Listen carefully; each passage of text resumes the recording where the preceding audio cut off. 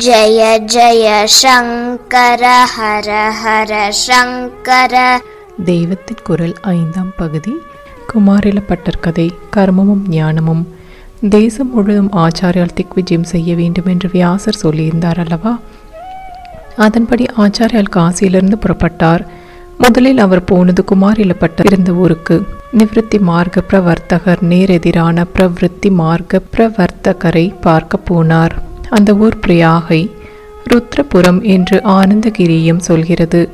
ஊர் எதுவானாலும் ஆச்சாரியாலுக்கும் குமாரிலப்பட்டருக்கும் நடந்த சந்திப்பு விவரம், பட்டரின் பூர்வ கதை ஆகியவற்றை எல்லா புஸ்தகங்களிலும் ஒரே விதமாகத்தான் சொல்லியிருக்கிறது. மீமாம்சகர்கள் முதலிடம் வகித்த பட்டர் அத்வைத வேதாந்தத்தை ஏற்றுக்கொள்ளும்படி பண்ணிவிட்டால் தம்முடைய அவதார காரியத்திற்கு பெரிய பலமாகும் என்று ஆச்சாரியால் அவரிடம் போனார். அவசரமாக போனார். ஏனென்றால் அப்போது பட்டர் ஒரு பிராயச்சித்த கர்மாவை பண்ணி தம்முடைய உயிரை கொஞ்சம் கொஞ்சமாக போக்கிக் கொண்டிருந்தார். பிராணன் அடங்கியே விடுவதற்குள் அவரை சந்தித்து விட வேண்டும் என்றுதான் ஆச்சாரியால் ஓடினார். எதற்கு பிராயச்சித்தம், என்ன பிராயச்சித்தம் என்ற கதை பார்க்கலாம். குமாரசுவாமியின் அவதாரம்தான் குமாரிலப்பட்டர் என்ற ஞாபகம் இருக்கலாம். அவருடைய அவதாரம் ஏற்பட்ட போது பௌத்தர்களின் ஆதிக்கம் அதிகமாயிருந்தது. அவர்கள் வேத அத்தியனம், யாக யஜ்ஞங்கள், வர்ணாசிரம விபாகங்கள் எதுவும் இல்லாமல் இருந்து கொண்டு ஜனங்களையும் அப்படியே நாஸ்திகமாக பண்ணி கொண்டு வந்தார்கள். இந்த நிலைமையை மாற்றுவதற்கே குமாரிலப்பட்டரின் அவதாரம் உண்டானது. இப்போது நான் சொன்ன விஷயமெல்லாம் கர்ம மார்க்கத்தில் பௌத்தம் ஏற்படுத்திய ஹானியாகும். இப்படியே ஈஸ்வரன் ஈஸ்வர பக்தி என்பவை இல்லாமல் பக்தி மார்க்கத்துக்கும் அது ஹானி செய்து வந்தது. எல்லாம் ஒரு பால் வழியாக போய் முடிவதுதான் மோட்சம் என்று சொல்லி பிரம்மஸ்வரூபமாக ஆகிவிடுவதற்கு வழி சொல்லும் ஞான மார்க்கத்துக்கும் ஹானி இழைத்து வந்தது. இவற்றில் பக்தி ஞான சமாச்சாரங்களை விட்டுவிட்டு வைதிகமான கர்ம மார்க்கத்தை மட்டும் நிலைப்படுத்தத்தான் குமாரசுவாமி குமாரிலராக வந்தது. அவதாரம் மனுஷ ரீதியிலேயே நிறைய பண்ணுவதுதானே வழக்கம். அதனால் பௌத்தத்தை கண்டிக்க அவர் நினைத்த போது முதலில் அந்த மத கொள்கைகள் எல்லாம் என்னவென்று மனுஷ ரீதியிலேயே நன்றாக படித்தறிய வேண்டும் என்று எண்ணினார். ஒன்றை கண்டனம் பண்ணுவதற்கு முன் அந்த விஷயம் என்ன, எதனால் அதை சேர்ந்தவர்கள் அப்படி சொல்கிறார்கள் என்பதையெல்லாம் தீர்க்கமாக தெரிந்து கொள்ள வேண்டியதே முறை. இப்பொழுதுள்ள புது கொள்கைக்கு மாறுதலாக ஒன்றை தர்ம சாஸ்திரம் சொல்கிறது என்றால் உடனே அது தப்பு என்று கண்டனம் செய்ய புறப்படுகிறார்களே, இது சரியில்லை. சாஸ்திரம் ஏன் அப்படி சொல்கிறது, அதற்கு என்ன பிரயோஜனம் சொல்கிறது, அந்த பிரயோஜனத்தை பூர்வீகர்கள் அடைந்தார்களா இல்லையா? அப்படி அடைந்திருந்தால் இப்போது நமக்கு அது வேண்டாமா? வேண்டாம் என்றால் ஏன் வேண்டாம்?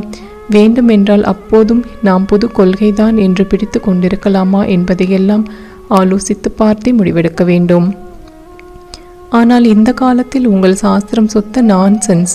அதில் ஆராய்ந்து பார்க்க ஒன்றும் இல்லை. எங்கள் கொள்கைதான் கொள்கை என்று ஒரேடியாக தள்ளிவிடுவார்கள். குமாரிலப்பட்டர் மாற்று கட்சியையும் பூர்ணமாக தெரிந்து கொண்ட பிறகே கண்டிக்க போகணும் என்ற கருத்தை உடையவர். ஆனால் பௌத்தர்களோ வைதிக ஆச்சாரங்களோடு உள்ள பிராமணனுக்கு தங்கள் சாஸ்திரங்களை சொல்ல மாட்டார்கள். இந்த ஏறுமாறான சந்தர்ப்பத்தில் என்ன பண்ணலாம் என்று அவர் யோசித்து, சரி, வைதிக ஆச்சாரத்தை விட்டுவிட்டு பௌத்தத்தில் உண்மையான பற்றுதல் கொண்டே அந்த சாஸ்திரத்தை கற்றுக்கொள்கிற மாதிரி வேஷம் போட வேண்டியதுதான், வேறு வழி இல்லை என்று நினைத்தார். பௌத்தர் வேஷம் போட்டுக்கொண்டு ஒரு பெரிய விகாரத்தில் இருந்த அவர்களுடைய வித்யாசாலையில்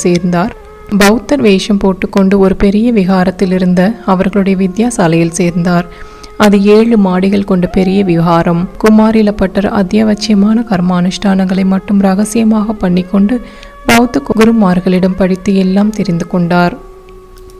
அவர்கள் ஒரேடியாக வேதத்தை தூஷித்து ஆர்கியூ பண்ணும்போது வேத வேள்வியை நிந்தனை செய்துழல் என்று ஞான சம்பந்தர் சொன்னது போல செய்யும்போது இவருக்கு துக்கமாக வரும். வலிய வந்து பொய் வேஷம் போட்டுக்கொண்டு இப்படி நமக்கு உயிராயுள்ள வேதத்தின் தூஷணையை கேட்டுக்கொள்கிறோமே என்று அழுகை வரும். அடக்கி பார்ப்பார். சில சமயம் அடங்காமல் கண்ணில் ஜலம் வந்துவிடும். பிக்ஷுக்கள் இதை கவனித்தார்கள். இவன் வைதிக பார்ப்பானாயிருப்பானோ என்று சந்தேகித்தார்கள். ஏன் அழுகிறீர் என்று கேட்பார்கள். இவர், ஆஹா, எத்தனை புத்திசாலித்தனமாக கண்டனம் பண்ணியிருக்கிறது, அதுதான் ஆனந்த பாஷ்பம் வருகிறது என்று சமாளிப்பார். எத்தனை நாள் ஒலிக்க முடியும்? அவர்கள் இவருடைய நடவடிக்கைகளை கூர்மையாக கண்காணித்து உண்மையை தெரிந்து கொண்டு விட்டார்கள். கெடுத்தானே பார்ப்பான், இவன் விரட்டிவிட வேண்டியதுதான். எங்கே விரட்டுவது? இவன் கொஞ்சமாக தெரிந்து கொண்டிருந்தால் இந்த விவகாரத்திலிருந்து வெளியுலகத்துக்கு விரட்டிவிட்டால் போதும். இவனும் பூர்ணமாக தெரிந்து கொண்டு விட்டான். அதனால் வெளியுலகத்துக்கு போய் பூர்ணமாக கண்டன பிரச்சாரம் பண்ண ஆரம்பிப்பான். ஆகையால் இவனை உலகத்தை விட்டே விரட்ட வேண்டும் என்று தீர்மானித்தார்கள். அஹிம்சா பரமோ தர்ம என்று உபதேசித்தவர்கள் உப்பரிகையிலிருந்து வேடிக்கை பார்க்கலாம் என்று சொல்லி ஹித வஞ்சனையாக அவரை 7வது மாடிக்கு கூட்டிக் கொண்டு போய் அங்கே இருந்து கீழே தள்ளிவிட்டார்கள். அவர் கீழே விழுந்தார்.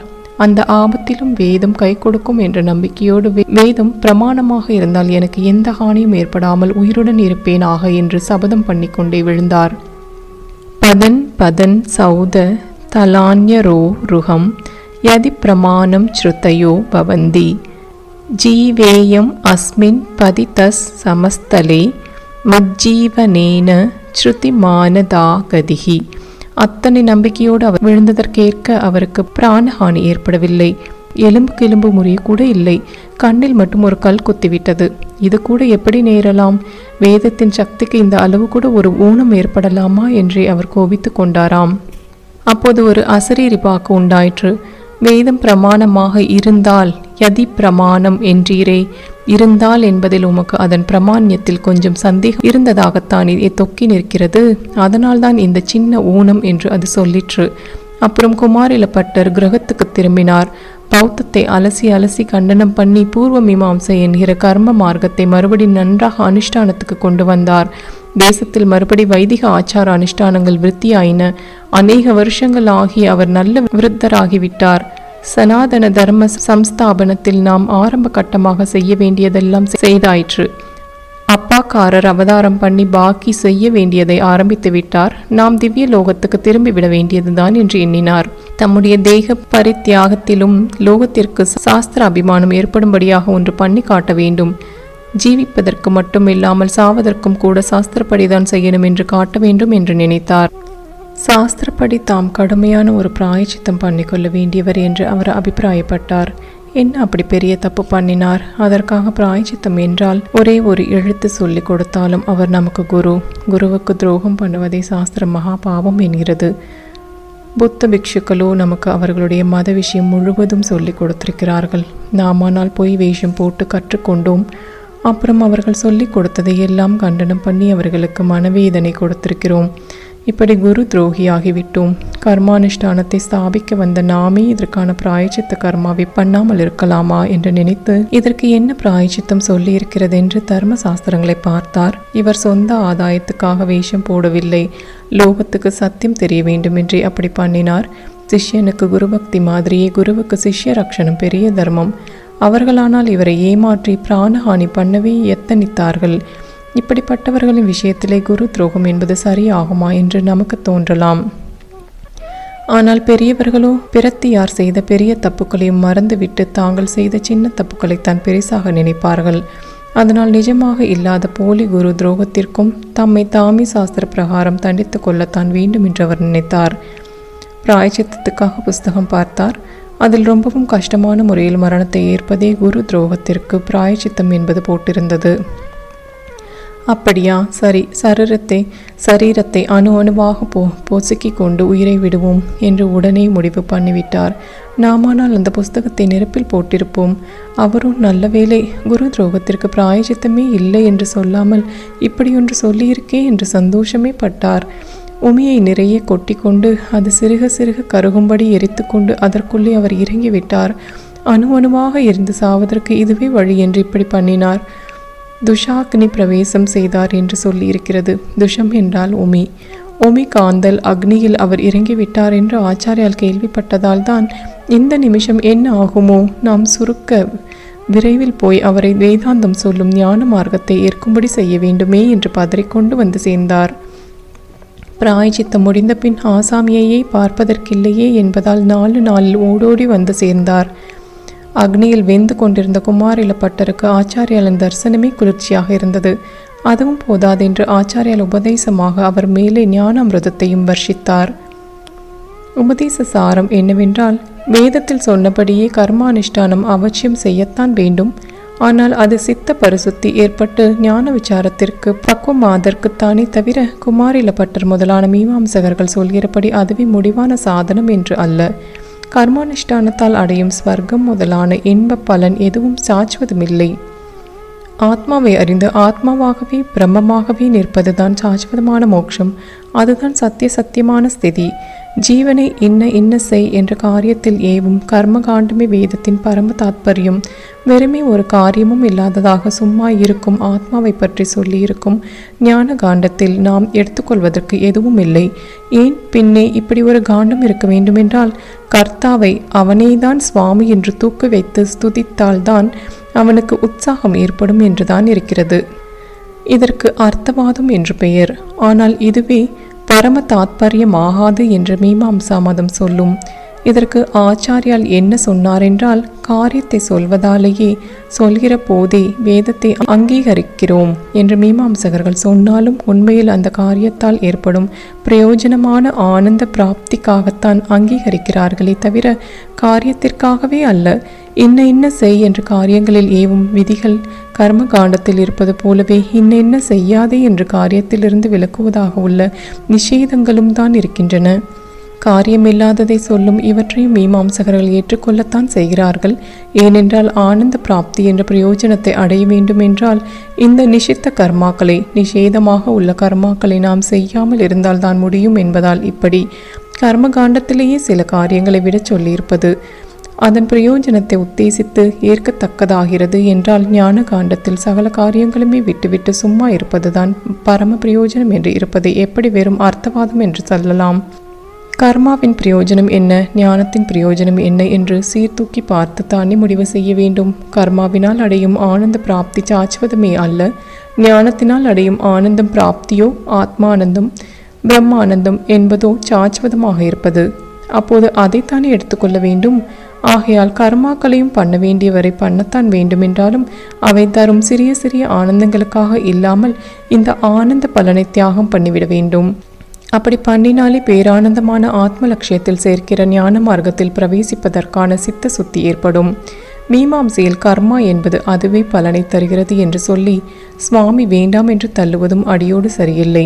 பெரிய பிரபஞ்ச நிர்வாகத்தை பார்த்தாலும் ஒரு புழுவிலிருந்து ஆரம்பித்து சகல ஜீவர்களுக்கும் இருக்கும் குணாதிசயங்களை பார்த்தாலும் அந்த ஜட பிரபஞ்சத்தை இந்த ஜீவலோகத்தோடு கோடி தினசில் முடிச்சு போட்டு ஜீவ யாத்திரை நடப்பதை பார்த்தாலும் இதையெல்லாம் நடத்தி வைக்கிற ஒரு பேரறிவு இருந்தே தீர வேண்டும். அதுதான் இன்ன காரியத்திற்கு இன்ன பலன் என்று திட்டம் பண்ணி நடத்துகிறது என்று ஒப்புக்கொள்ள வேண்டியே ஏற்படும். அந்த பேரறிவைத்தான் சுவாமி என்பது. சித்த சுத்திக்காகவே காரியமே தவிர இந்த காரியத்தினாலேயே கிடைக்கும் பலனுக்காக இல்லை என்னும்போது, அப்பா இந்த பலனை உன் பாதத்தில் அர்ப்பணம் பண்ணிவிட்டேன், எனக்கு சித்த சுத்தியை தா என்று அவனிடம்தான் பல தியாகம் பண்ண வேண்டும். அவன் அத்வைதமான ஞானத்தை அனுகிரகிக்கும் வரையில் அவனிடம் அன்போடு பக்தி பண்ணிக்கொண்டு இப்படி கர்ம பல தியாகம் செய்து வர வேண்டும். அப்புறம் அவனாகவே ஆகிவிடலாம். பக்தி என்கிற இந்த அன்புக்கும் மீமாம்சையில் இடமே இல்லாமல் இருப்பது ஒரு பெரிய குறை. இந்த அன்பின் அம்சமாக லோகத்திலுள்ள பல தினசான நல்ல அன்புகள் எதற்கும் அதில் இடமில்லை. ஒரு ஜீவன் என்றால் அவன் உடம்பால் செய்யும் காரியம், மனசால் செய்யும் அன்பு, மனசும் கலன்று போய் அப்படியே ஆத்மாவாக உள்ள சாந்தி நிலை என்று எல்லாமும் சேரும்படி ஒன்றுக்கொன்று கை கொடுத்து போகும்படி வழி சொன்னால் தானே இன்டகிரேட்டட் பர்சனாலிட்டி, ஒழுங்கு சேர்ந்த ஜீவ பூர்ணம் உருவாக முடியும். மனசின் அன்பும் இல்லை, ஆத்மாவின் சாந்தியும் இல்லை. வரட்டு என்று உடம்பால் காரியம் பண்ணி கொண்டிருந்தால் போதும் என்றால் எப்படி ஒரு ஜீவனுக்கு நிறைவு கிடைக்கும்? கர்மம் பக்தி இரண்டையும் கலந்து ஈஸ்வரனுக்காக பண்ண வேண்டியதை எல்லாம் பண்ண வேண்டும். அவனுடைய ஸ்வரூபமாகவே லோகத்தை எல்லாம் பார்த்து அதற்கானதை எல்லாமும் பண்ண வேண்டும். கடைசியில் இதெல்லாமும் அவனுக்கானது, அவர்களுக்கானது என்பதை விட நமக்கே ஆனதுதான் என்கிற மாதிரி நமக்கே ஞான நிஷ்டைக்கு ஏறுவதற்கான யோக்கியதை சித்திக்கும். அப்போது எல்லாவற்றையும் எடுத்துவிட்டு காரியமெல்லாம் போச்சு, மனசும் போச்சு என்று அப்படியே ஆத்மாவாக இருந்து கொண்டிருப்பதற்கான சாதனைகளை ஆரம்பிக்க வேண்டும். சாதனை பண்ணி முடிவில் அப்படி ஆகிவிட வேண்டும். அப்போதுதான் ஜென்மா இல்லை, சம்சார பந்தம் இல்லை என்று சாஸ்வதமாக விடுதலை பெற முடியும். ஏனென்றால் ஜென்மம் பந்தம் எல்லாம் சரீரமும் மனசும் உள்ளவரைதானே சாத்தியம். ரூபமும் இல்லை, எண்ணமும் இல்லை என்றால் எதற்கு கர்மா, கர்ம பலன் ஆகியவற்றை கொடுத்து ஜென்மா உண்டாக்கி சம்சாரத்தில் பந்தப்படுத்த முடியும்?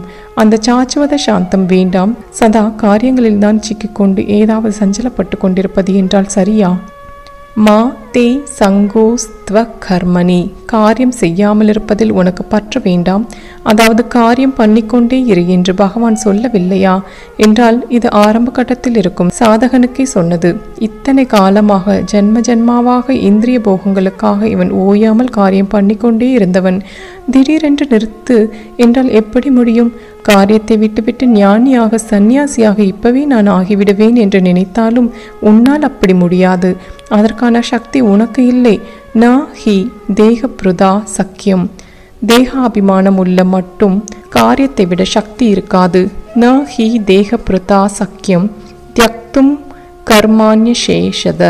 இந்த ஸ்டேஜிலேயே விடுவேன் என்றால் உடம்பு காரியம் பண்ணாவிட்டாலும் மனசு பழக்கப்பட்ட அந்த இந்திரிய போக காரியங்களை பண்ணி பார்த்து கொண்டே தான் இருக்குமே ஒழிய அடங்கி பிரசாந்தமாயிருக்காது. வெளியில் காரியத்தை நிறுத்தின ஞானி மாதிரி இருந்து கொண்டு மனசுக்குள்ளே இந்திரிய விஷயமானவற்றையே நினைத்து கொண்டிருப்பவன் மூடாத்மாதானே, மித்யாச்சாரன் என்கிற ஹிப்பாக்ரட் தானே. கர்மேந்திரியானி சம்யம்ய ய ஆஸ்தே மனசா ஸ்மரந்த் இந்திரியாத்தான் விமூடாத்மா மித்யாச்சாரஹ ச உச்யதே. அதனாலே அப்பா அர்ஜுனா, இப்போது உன் நிலைமையிலே நீ ஏதோ ஒரு மோகத்தில் மதிமயக்கத்தில் காரியத்தை விடுவேன் என்றாலும் உன் இயற்கை குணம் உன்னை கட்டி இழுத்து உன் வசமில்லாமலே உன்னை காரியத்தில் தான் தள்ளும். ஸ்வபாவஜேன கௌந்தேய நிபத்த ஸ்வேன கர்மனா கர்த்தும் நேச்சசி என் மோகாத் கரிஷ்யஸ் யவசோ அபி தத். அதனால்தான் உன்னை இப்போது காரியத்தை விட வேண்டாம் என்றது. ஆனால் இப்படியே இஷ்டப்படி பண்ணாமல் சாஸ்திரப்படி பண்ணு என்கிறேன். என்னென்ன பண்ணணும் என்னென்ன பண்ணப்படாது என்று வரையறை செய்து கொள்கிறதற்கு சாஸ்திரம் சொல்கிறதே. அத்தாரிட்டி தஸ்மாத் சாஸ்திரம் பிரமாணம் தே காரிய காரிய வியவஸ்திதௌ. கீதை 16:24. பற்றோடு பண்ணுவதை விட்டு பற்றை விட்டு பகவத் தர்ப்பணம் பண்ணு என்கிறேன். தத் குருஷ்வ மதர்ப்பணம். இப்படி பண்ணிக்கொண்டே போனாயானால் தாமரை இலை தண்ணீர் மாதிரி பாவம் உன்னை தொடாமல் இருக்கும் நிலை வரும்.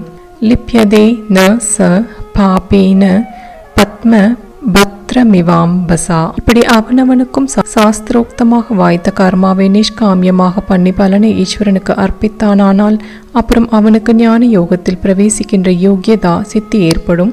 ஸ்வகர்மனா தம் அப்யர்ச்ச சித்திம் விந்ததி மாணவக.